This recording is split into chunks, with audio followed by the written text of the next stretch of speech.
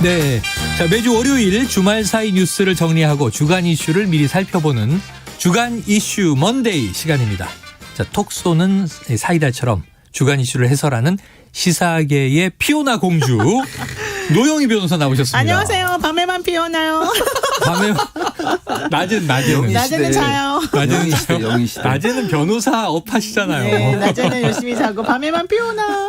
네, 우리 최진봉 교수님이 지금은 영희 시대입니다. 아유, 거의 뭐 무궁화꽃이 피었습니다. 네, 그럼요. 자, 시사 래퍼 랩지몽 교수님. 우리 PD님이 네. 지난주에 네. 테스트 삼아서 맞아요. 밑에 깔으셨죠. 깜짝 놀랐어요. 노영이가 놀랐어요. 무슨 소리인지 몰라가지고. 착 맞아서. 자, 하지만 본업은 성공회대 신문방송학과 최진봉 교수님이십니다. 네, 어서 오세요. 안녕하세요. 최진봉입니다. 반갑습니다. 예, 자, 어제는 30년 만에 가장 따뜻한 입동이었다고 해요. 맞아요. 입동이 느껴지지 않더라고요. 초여름 같더라고요. 늦여름. 그런데 이 아침보다 낮이 추운 월요일이 왔습니다. 내일도 비 온다고 하는데 오늘 좀 날씨 어떠셨어요? 아침에 나오는데 진짜 비가 오는데 저는 원래 비 오는 날씨를 좋아하는데 좀 깜깜하고 비 오고 이렇더라고요. 그래서 좀 추웠어요. 깜깜하고 춥고 그랬죠. 최 교수님은 네. 비 싫어하시나요? 뭐 싫어하는 건 아닌데 네. 이런 비 말고 그냥 뭐 이렇게 바람이 좀 안 불었으면 좋겠어요. 오늘 바람이 많이 불어가지고 스산하게 느껴지죠. 스산하게 느껴졌어요. 네. 좀 비가 좀 감성적으로 내렸으면 좋겠는데. 감성적으로 네. 스산한 건 싫다. 그런데 일단은 어둡더라고요. 네, 어두웠어요. 7시 대 시간이 깜깜하니까 이 겨울이구나 하는 느낌이 맞아요. 확 엄습해 왔는데 우리 PD님은 저녁에 막걸리 땡기시는 모양입니다. 네. 파전의 막걸리 나 최고죠. 낙지볶음 좋아하는데. 저는 술을 안 먹습니다. 자, 하지만 뉴스는 먼데이고요. 술은 끝나고 얘기하세요. 저는 안 먹습니다. 아이고 참. 자, 드디어 이제 지난주 금요일 국민의힘 대선 주자 결정돼서 이제 본선 레이스로 들어가는 상황입니다. 윤석열 후보 선출됐는데요. 자, 3월 9일 대선이니까 딱 4개월입니다. 진검승부. 자, 이 당심에서 갈린 거잖아요. 그렇죠. 민심은 이제 홍 후보가 우세. 네. 한번 현장 목소리를 듣고 이야기 나누겠습니다. 후보자로 최고 득표를 기록한 윤석열 후보가 선출되었음을 선포합니다.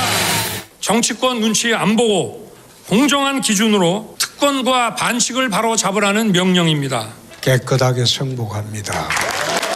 이번 경선에서 마지막까지 치열하게 국민적 관심을 끌어주었다는 역할이 제 역할이었습니다. 홍준표 의원은 사상 초유의 비리 대선에 합류할 생각이 없고 자신의 역할은 끝났다고 밝혔습니다.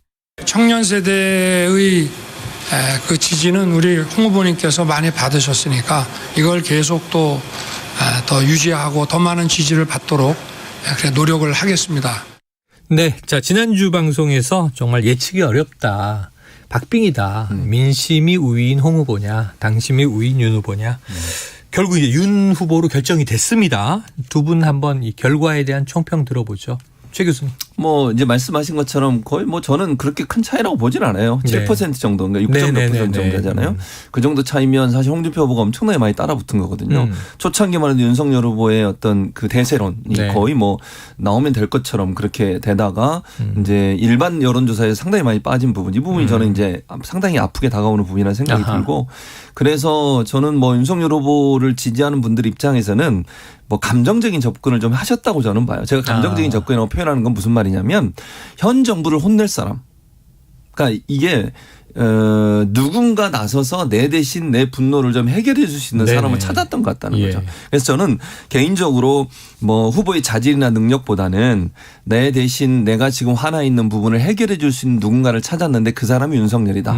이렇게 저는 어느 정도 표가 모여졌다고 생각을 해요. 그래서 이번 선거에서 그런 부분들이 상당히 많이 작동하고 있는 게 아닌가 하는 우려가 됩니다. 사실. 대통령을 뽑을 때는 자질, 능력 이런 부분들이 많이 고려가 돼야 될 텐데 그거보다는 현 정부의 부동산 정책이나 여러 가지 뭐 공정하지 않다고 하는 이미지 이런 부분들에 대한 분노심이 결국 특정 후보를 지지해서 그 후보가 됐으니 그런 부분들이 더 부각될 가능성이 좀 우려가 된다. 그래서 정책적으로 대통령으로서의 능력을 검증할 수 있는 그런 기회들을 좀 많이 갖지 않으면 안 되지 않겠나 하는 개인적 우려가 있습니다. 좀 감정적 결정 아니었나. 자, 총평 우리 노 변호사님. 네, 우선 윤석열 후보님께 감사를 아니지. 축하. 축하 인사를 드립니다. 본인이 선출된지 알겠어요. 본인이 선출된 줄. 네, 저한테 감사하십시오. 피오나 후보 축하를 전했습니다. 드리고요. 네. 좀 아쉬운 거는 홍준표 후보하고 유승민 후보하고가 사실은 저는 좀 단일화를 이루던가 뭔가 정책 연대를 하거나 이런 좀 퍼포먼스를 보여주길 원했어요. 그랬었으면 달라졌을 거다라는 생각이 들어요. 왜냐하면 유승민 후보 거의 10% 정도 됐고 홍준표 후보도 지금 퍼센테이지가 되게 높았기 때문에 합치게 되면 사실은 윤 후보보다 높거든요. 단일화했다면 네. 높았겠죠. 그러면 시너지 효과도 사실 상당히 있고 특히 정책이 무엇인가를 보여주는 두 사람의 그런 연합이기 때문에. 네. 근데 윤석열 후보는 사실 정책을 보여준 게 없어서 앞으로 이제 잘 보여주시기를 바라고 그럼에도 불구하고 윤석열 후보를 당심이 그렇게 밀어준 이유가 있지 않겠습니까? 저는 민주당 입장에서는 오히려 윤석열 후보가 된 것을 매우 다행스럽게 생각하고 있다. 이렇게 좀. 민주당 입장에서는 그럼요. 그러니까 훨씬 더 낫다고 계속 생각하죠. 얘기했던 뭐 윤나땡이다. 뭐 그렇게까지는 생각하는 것 같지는 않아요. 요즘에는 윤나땡까지는 아니지만 어쨌든 그래도 우리가 할 수 있다 이렇게 생각하는 것 같고 그런 의미에서 좀 진검승부를 정말 했으면 좋겠어요. 저는 검찰이 검사로 재직 중에 옷 벗고 갑자기 대선 후보 뛰어드는 이런 일은 다시는 있으면 안 된다. 이게 검찰 사유화 논리가 지금 계속 나오지 않습니까? 네네. 매우 위험하거든요. 저는 그래서 이 부분에 대해서는 조금 국민들도 신중하게 생각해야 될 필요가 있다고 봅니다. 자, 그런데 지난주 이제 선출 이후에 흐름을 보면 오늘도 좀 후폭풍인가 아닌가. 아까 이제 주호영 의원 입장도 들어봤습니다만 이 내부에서 윤캠프 쪽 입장에서는 이제 후폭풍 아니다. 수습된다 그러는데 보도를 계속 보면 2030 세대를 중심으로 당원 이탈이 일어나고 있다. 그리고 또 이제 게시판들 커뮤니티에서는 이 젊은 층이 좀 심각하다.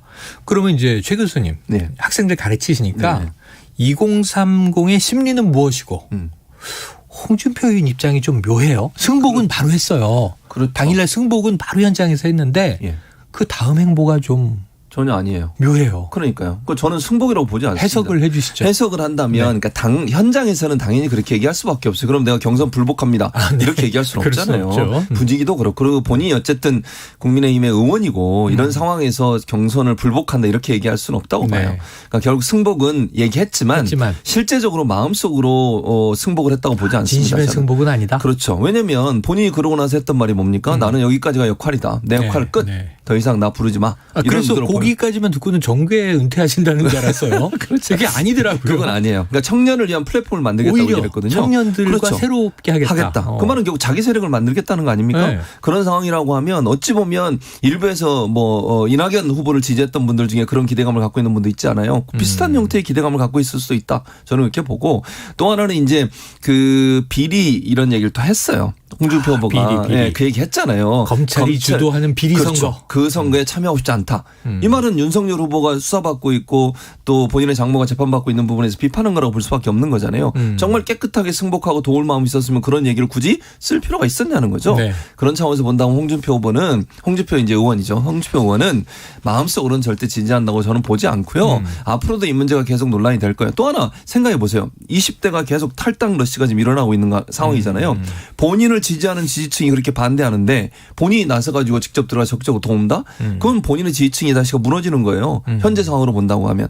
지지층에 대한 어떤 기대감도 본인은 고려할 수밖에 없는 상황. 그렇다면 홍준표 후보가 쉽게 윤석열 후보를 적극적으로 지지하는 태도로 바뀔 가능성은 낮다고 봅니다. 네. 자, 이제 국민의힘은 후폭풍은 아니다. 통상적인 수준에서의 당원 이탈, 탈당이지 유의미한 정도는 아니다. 이런 얘기를 하지만 젊은 층을 이제 다잡는 게 윤 후보의 이제 숙제가 됐어요. 아까 이제 주호영 의원도 중요한 과제다.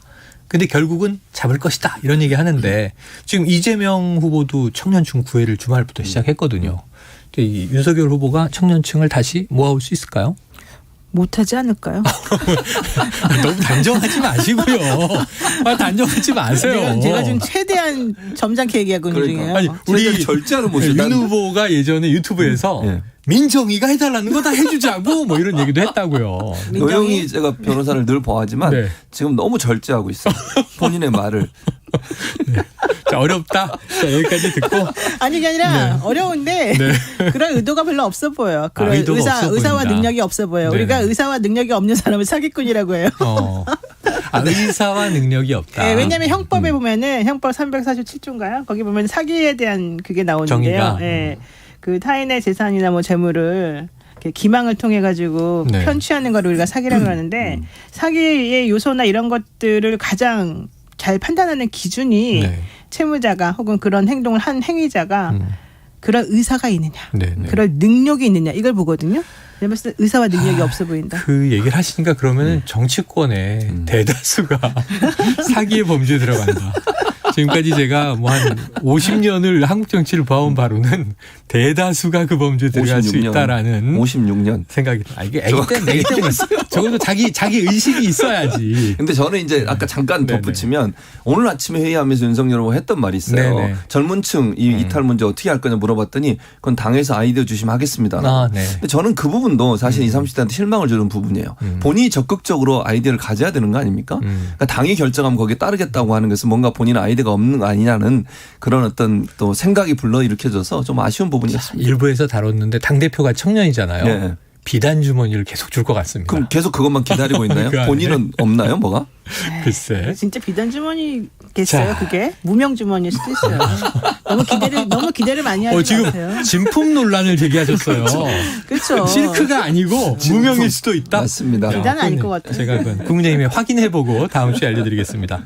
자, 이른바 지금 김종인 전 비대위원장을 다시 이제 선거의 이 컨트롤 타워로 모셔올 것이냐 이게 이제 논란거리입니다. 파리떼, 하이에나 이런 얘기가 등장하다 보니까 또 이거 좀 반대 기류가 있을 수 있다 이런 건데 이준석 대표 목소리와 김종인 전 비대위원장 발언 들어보고 이야기 나누죠. 파리떼에 둘러싸여가지고 지난 한 5개월 동안을 갖다가 거기서 지금 헤매는 곳이 지금 윤석열 총장의 오늘날 현 주소가 아닌가. 제가 선거 과정에서 하이에나를 언급했고요. 김종인 위원장은 파리떼를 언급했습니다. 전직 당대표와 현직 당대표가 어느 지점에 우려를 가지고 있는지 잘 전달받을 필요는 있다. 네, 그런 생각은 하고 하이에나와 파리떼를 언급했을 시점부터 윤석열 후보 캠프가 더 많은 사람이 참여했어요. 윤석열 후보가 냉정해져야 될 시점이 오지 않았나. 근데 요건 이제 세 가지 시점에서 봐야 될 것 같아요. 관점에서. 하나는 이제 이 두 사람. 김종인 전 비대위원장 그리고 이준석 대표. 어찌 보면 맥락이 크게 다르지 않는 것 같은데 파리떼 표현, 하이에나 표현까지 쓰면서 원색적인 표현이잖아요. 쓰면서 이렇게 좀 우려하는 대목이 있었을 것 같아요. 그게 뭘까요? 일단 이런 거예요. 그러니까 윤석열 후보가 검찰총장 그만두고 나와가지고 바로 대선 이제 출마를 했잖아요. 그 의사 표현하고서 엄청나게 많은 사람이 모였어요. 이유는 뭐겠어요? 지지율 때문이거든요. 그러니까 후보가 될 수 있는 가능성이 제일 높았고 야권의 후보로서 대통령이 될 수 있는 가능성이 높잖아요. 그러면 야권 성향의 분들, 보수적 지향이 있는 분들은 그분한테 몰릴 수밖에 없어요.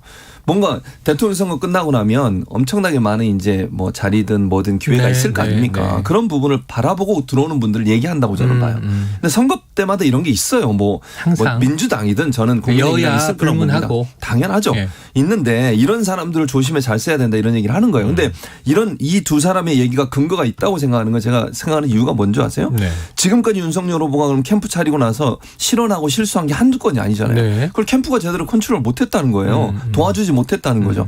그리고 왕자 쓰고 나오는 이 문제도 그래요. 그걸 미리 파악해서 빨리빨리 지우고 나오도록 해줘야 되고요. 이 그 토론에 나와서도 적극적으로 정책에 대해서 얘기할 수 있는 기본적인 마인드와 소양을 만들어줬어야 되는데 물론 시간이 짧아서 어려울 수도 있겠지만 그런 거 캠프 자체가 그런 일을 못했다는 거죠. 그러면 캠프가 너무 많은 사람이 들어와 있고 자기의 영달을 위해서 들어와 있는 사람이 있다 보니까 결국 캠프가 제대로 작동하지 않고 있지 않느냐는 비난이 있었어요. 그전에도. 그러니까 이 두 사람의 목소리 김종인 전 비대위원장 이준석 대표의 얘기는 결국 그런 부분에 대한 우려라고 생각해요. 네. 그러니까 지금 선대위를 새로 꾸려야 되는데 캠프에 있던 사람이 주도권을 쥐게 되면 그런 문제가 계속 반복될 거다. 전면 개편해라. 그러면 이제 문제가 되는 건 뭐겠어요? 지금까지 열심히 도왔던 사람들 어떻게 할 거예요? 그분들이 반반 안 하겠습니까? 그런 문제가 발생하기 때문에 내부 갈등의 요소로 작용할 가능성도 있다고 봅니다. 내부에서 거의 랩과 약간 흡사했어요. 랩과 흡사했어요. 그럼 내부사님 또 다른 시점 윤석열 후보 입장에서는 정치 초년생이고 이제 대통령 후보까지 됐는데 내부에서는 관록 있는 정치인들이 라이벌로 막 물고 뜯었잖아요. 네. 근데 이제 내 주변에 지금 모여 있는 사람들 줄 세우기라고 언론은 표현 썼지만 지금 최 교수님 말씀대로라면 자발적으로 줄을 쓴 거죠. 와서 이분들이 잘 나가는 분한테. 윤 후보 입장에서는 이 캠프 어떤 도움이 됐고 어떤 문제가 있었을까요?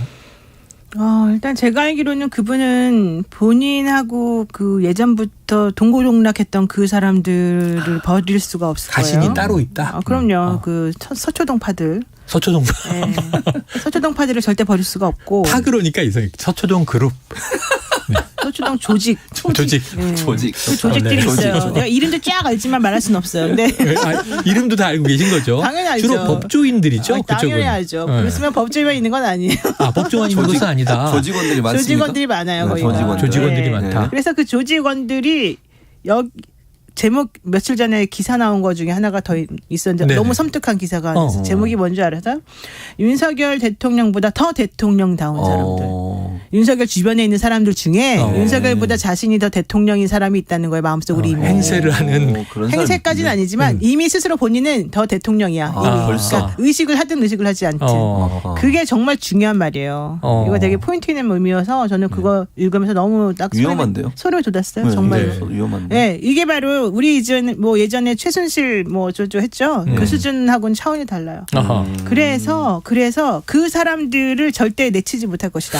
아니 그러면은 예. 아까 일부에서 저희가 기자들하고 분석한 게 뭐냐면 자 김종인 전 비대위원장이 짠 오면 예. 이 이준석 대표 얘기래요. 김종인 위원장이 정권을 주는 선거는 승리했고 황교안 대표처럼 예. 공천은 자기가 다 하고 뒤늦게 불러서 알아서 해보시오 한 경우는 실패했고. 근데 그건 일견 당연하지 않아요? 한 사람이 일관되게 해야지. 그럼 김종인 전 비대위원장을 만약에 대선 선대위에 총괄책으로 모셔오면 예. 지금 그 이야기한 가신 조직하고 충돌 안 할까요? 그럼요. 다 해체하려고 할 텐데. 당연히 하죠. 당연하지. 그게 그렇지만 이제 얼마 안 남았기 때문에 어느 정도나 협조를 할 것인가에 따라 달라지겠죠. 근데 윤석열 후보는 제가 알기로는 다른 사람 말을 안 듣는 걸로 알고 있어요. 그래요? 네. 김종인 전 비대위원장도 다른 사람 얘기 잘 안 듣잖아요. 그러니까 김종인 비대위원장이 그래서 계속해서 그 초창기에 윤석열 총장을 기다린다 했다가 신경질 냈다가 다시 기다렸다가 막 계속 왔다 갔다 한 거 아니에요. 어르신이가 역정을 내셨다. 이렇게 좀 순화하도록 하겠습니다. 조직원 역정. 네, 그분이 저는 아주 속마음을 아주 솔직히 말씀을 잘 하시더라고요. 원래 그러셔. 그러니까 저는 그분이 능력이 있다고 봐요. 어떤 조직을 만들고 꾸려가지고 뭔가 결정을 내려서 어떤 결론을 내리기까지 잘 하시겠지만 문제는 그것을 윤석열 후보하고 지금 맞춰가지고 할 때 과연 이게 잘 될까? 잘 모르겠어요. 윤석열 후보는 말 안 듣기로 유명하거든요. 두 사람 다 자기 판단과 고집이 만만치 엄청나죠. 않은 인물들이다. 맞아요. 근데 이제 한 사람은 킹이 되겠다, 킹메이커가 되겠다 하는데 그러니까 전권 화학적 얘기를 결합이 자꾸 하잖아요. 되겠느냐. 전권 얘기. 전권. 예, 그래서 전권. 김종인 전 비대위원장은 전권을 주지 않으면 안 된다. 그 얘기는 윤석열 후보가 중요한 순간에 있어서는 내 말만 따라야 된다는 얘기인데 과연 그럴까요? 과연 그럴까? 의사와 능력이 없어요. 그러면 최 교수님 여기다가 난제가 또 있어요. 네. 지금 이제 만약 김종인 전 비대위원장이 합류할지 안 할지 모르겠어요. 네. 합류한다는 전제하에 이 두 사람의 이 조율은 쉽지 않을 것 같다. 그렇죠. 근데 또 밖에 예. 안철수 대표 있잖아요. 그렇죠. 안철수 대표 있죠. 단일화 됩니까 안 됩니까? 어려울 겁니다. 어려울 것 어렵다고 저는 같다? 보는데 물론 막판에 가서 될 가능성은 저는 있다고 봐요. 막판 가능성은 있다. 막판 가능성이 있죠. 근데 그 과정이 쉽게 순탄하게 가진 않을 거라고 본다는 그럼 거죠. 거의 또 투표용지 뭐 찍내 만에 당연하죠. 하기 전까지 네, 기싸움을 그렇죠. 막 하겠네요. 기싸움 하죠. 그러면서 이제 서로가 네. 서로 물어뜯는 일이 생길 거고요. 상당히 예전보다는 쉽지 않을 거라고 저는 봐요. 네. 안철수 대표 입장에서도 이제 마지막 본인도 또 도전인데 물론 그러고 또 나오실 수도 있지만 그럼에도 불구하고 단일화를 통해서 본인이 얻어낼 수 있는 충분한 얻어냄 즉 그 소득이 없다고 하면 네네네. 안 할 가능성도 저는 있다고 보거든요. 그러니까 몸이 다른 네네. 쪽은 안철수 쪽이 아니에요. 그러지 않겠어요? 단 몇 퍼센트라도 필요한 그렇죠. 국민의힘이다. 당연하죠. 그러니까 더 많은 게 필요한, 그러니까 더 간절한 사람이 더 많이 내놓게 돼 있어요. 네. 근데 그만큼 많이 내놓느냐의 문제이고 안철수 대표가 그게 잘 합의가 되느냐의 문제라고 저는 보기 때문에 이거는 당분간에 이루어질 가능성 없고요. 단일화는 끝까지 갈 거고 막판에 어떤 협상을 통해서 안철수 대표가 원하는 만큼의 네. 어떤 반대 곱보가 나오지 않는 이상 쉽게 단일화가 되기는 어렵다 이렇게 봅니다. 자, 그러면 이제 이게 내년 뭐 1, 2월 상간으로 갈 수 있으니까 완주 가능성도 남아있다 이렇게 봐야 되겠네요.